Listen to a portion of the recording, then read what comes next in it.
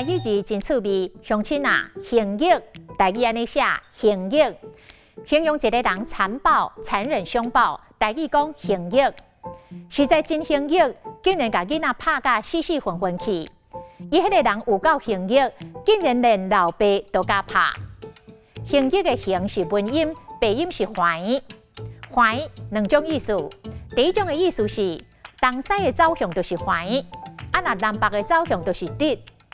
手机的相片会当甲直的转做怀的，嘛会当甲怀的转做直的。啊，若是把物体打横，就是甲物件拍摊怀；把物体打直，就是甲物件拍摊直。要甲冰箱放入去因兜有美角，爱先拍摊怀，再个拍摊直。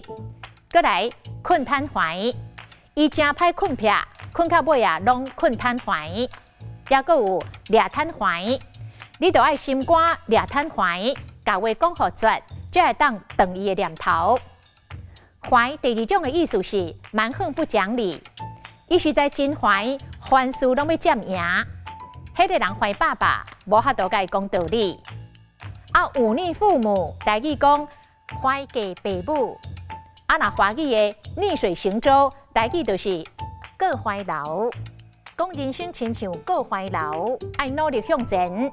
因为无进就会退。今仔日的台语字行义实在真趣味。